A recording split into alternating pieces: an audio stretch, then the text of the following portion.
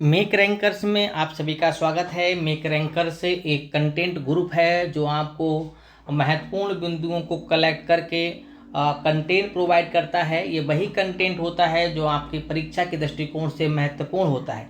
इसी सीरीज़ के माध्यम से आज हम लोग शुरुआत कर रहे हैं पर्यावरण नामक विषय की, और इसमें हम इम्पोर्टेंट जो भी मतलब पॉइंट होंगे उनको हम कलेक्ट करते हुए उनका अध्ययन करेंगे, और ये वही बिंदु होंगे जो आपकी परीक्षा के लिहाज से काफ़ी महत्वपूर्ण होंगे। आइए हम शुरुआत करते हैं आज की विषय वस्तु का।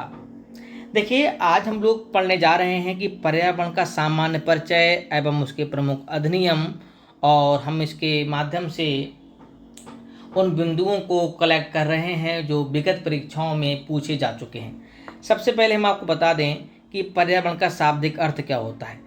अभी आप देख रहे हैं पर्यावरण परि और आवरण दो शब्दों से मिलकर बना हुआ है।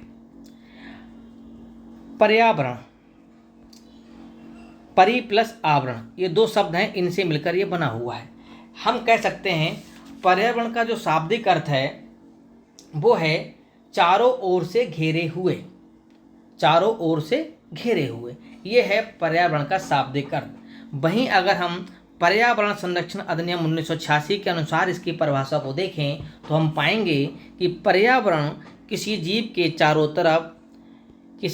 चारों तरफ घिरे भौतिक एवं जैविक दशाओं एवं उनके साथ अंतःक्रिया को सम्मिलित करता है। और हम आपको बता दें, ये अधिनियम छाता विधान यानी कि अम्ब्रेला लेजिस्लेशन के रूप में भी जाना जाता है। ये लाइन अपने आप में काफ़ी महत्वपूर्ण है। स्टेटमेंट के रूप में इस लाइन को पूछा जा सकता है कि क्या पर्यावरण संरक्षण अधिनियम 1986 को छाता विधान के रूप में भी जानते हैं, तो हमारा आंसर होगा बिल्कुल जानते हैं। अब देखिए, पर्यावरण वास्तव में किन किन चीज़ों को कलेक्ट करता है, हमें देखना ये होगा। देखिए, हम कह सकते हैं भूमि, जल, एयर, पौधों, पशुओं की प्राकृतिक दुनिया जो इनके चारों ओर अस्तित्व में है। कहीं ना कहीं पर्यावरण का अर्थ ये भी निकल आता है।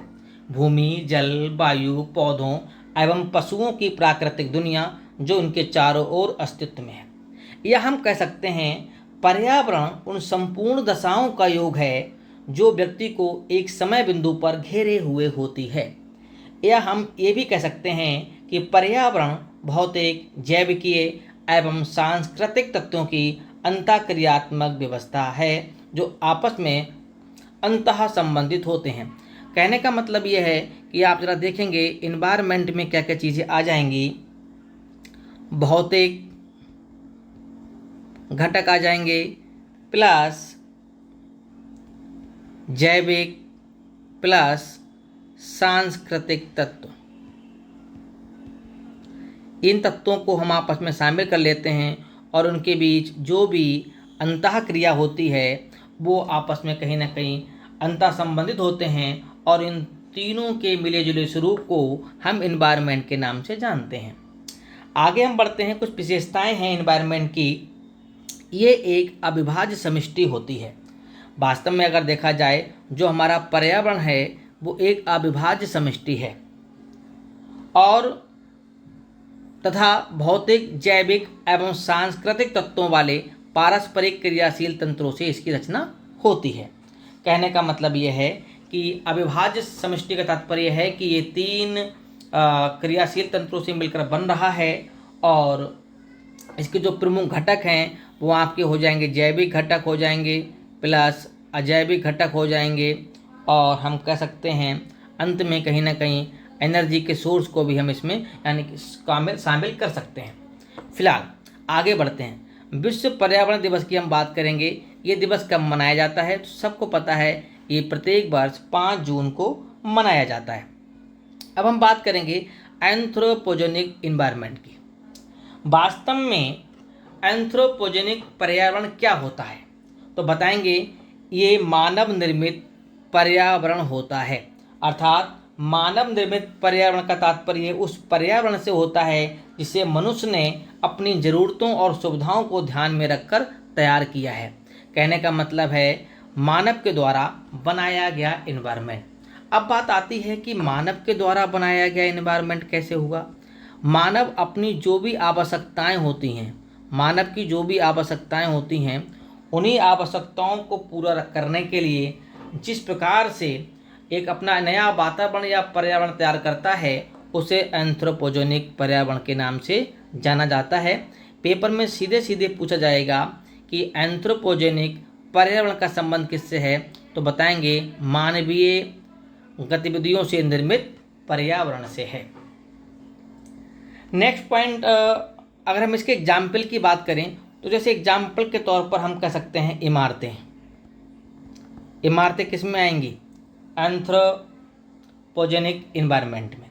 या हम कह सकते हैं पुल, या हम कह सकते हैं सड़क, ये सब किस में आएंगे? उद्योग, ये सब किस में आएंगे? एंथ्रोपोजेनिक इन्वायरमेंट में काउंट किए जाएंगे। बात करते हैं फादर ऑफ इकोनॉमिक इकोलॉजी।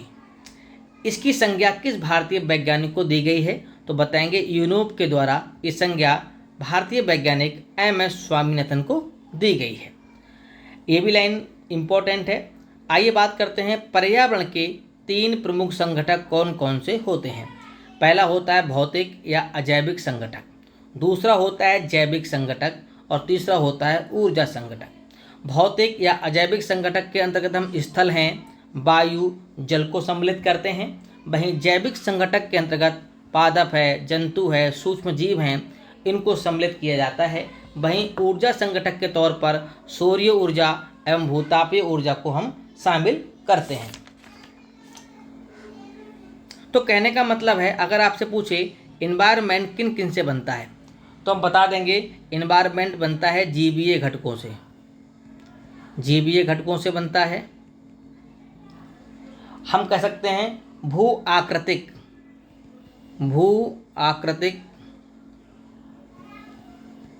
घटकों से बनता है। हम कह सकते हैं अजैव घटकों से बनता है, अजैव घटकों से। यानी कि तीनों को मिला दिया जाए तो हमारा एनवायरनमेंट मिलकर तैयार हो जाता है।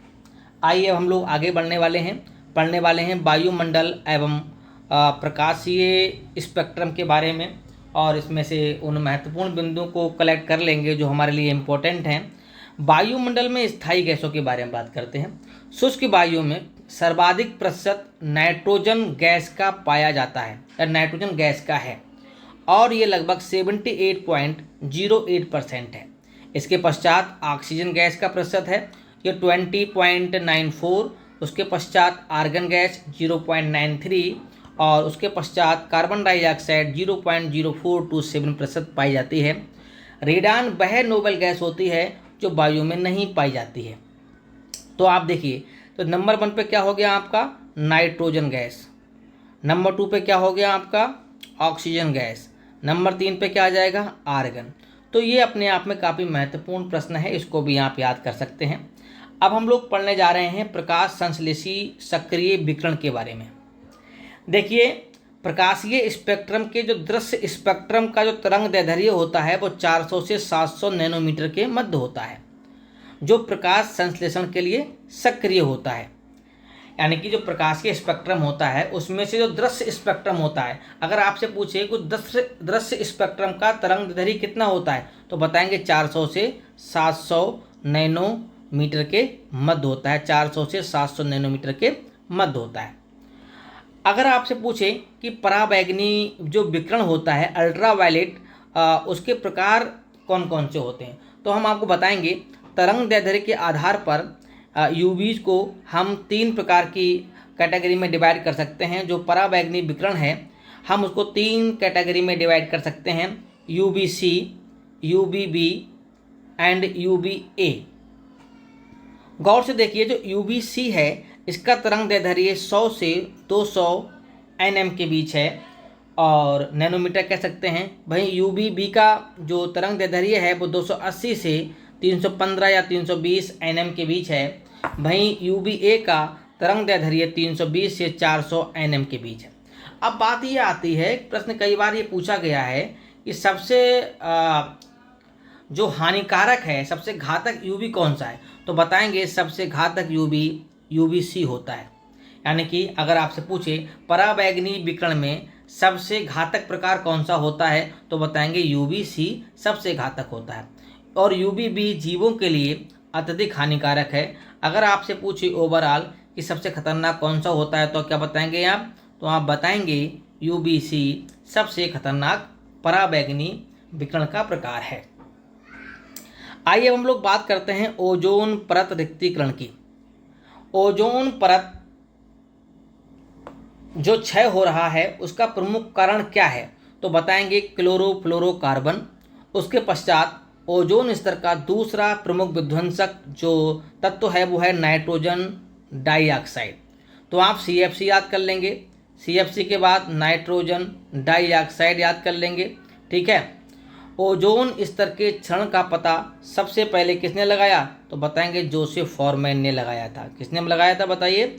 जोसेफ फॉरमैन ने सबसे पहले ये पता लगाया था कि ओजोन परत का रिक्तीकरण भी होता है। आइए बात करते हैं कार्बन डाइऑक्साइड गैस की। कार्बन डाइऑक्साइड गैस का स्तर क्या है? वर्तमान समय अप्रैल 26 में वायुमंडल में CO2 के सांद्रण का स्तर 430 ppm तक हो गया है। ये डाटा आप याद कर सकते हैं। अब हम बात करने जा रहे हैं वेग मीजन। वेग मीजन को इंग्लिश में क्लाउड सीडिंग कहते हैं, यानी कृत्रिम वर्षा भी कह सकते हैं। इसका संबंध कहीं ना कहीं कृत्रिम वर्षा से होता है। और मेघ बीजन के लिए या कृत्रिम वर्षा प्रेरित करने के लिए हम ठोस कार्बन डाइऑक्साइड का यूज करते हैं तथा आयोडीन के यौगिकों का यूज किया जाता है। आयोडीन के जो यौगिक हैं हम उसका भी यूज कर सकते हैं। तो ये लाइन बहुत इंपॉर्टेंट है।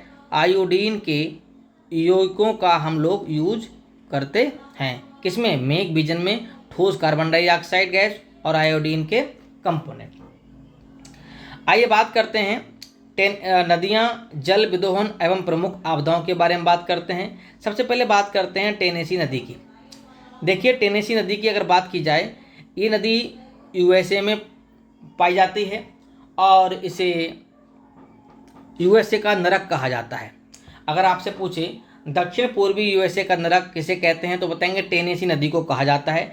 सबसे महत्वपूर्ण बात यह है, हम इसको इसलिए पढ़ रहे हैं क्योंकि भारत की जो दामोदर नदी घाटी परियोजना है वो इसी नदी घाटी परियोजना से प्रेरित है और इसकी कहीं ना कहीं अनुकृति है। इसको देखकर हमारे यहाँ दामोदर नदी घाटी परियोजना बनाई गई। ये लाइन अपने आप में काफ़ी इंपॉर्टेंट है। दूसरा पॉइंट ये है, कुछ नोट पॉइंट के रूप में हम इसको याद कर सकते हैं। दामोदर नदी को पश्चिम बंगाल का शोक कहा जाता है। इस नदी को जैविक मरुस्थल नदी भी कहा जाता है। अगर आपसे पूछा जाए किस नदी को जैविक मरुस्थल कहते हैं तो बताएंगे दामोदर नदी। वहीं कोसी नदी को बिहार का शोक कहा जाता है और नील नदी को मिस्र की देन कहा जाता है। अब सबसे महत्वपूर्ण बात यह है, ये प्रश्न कैसे आएगा? ये प्रश्न जो है मैचिंग करने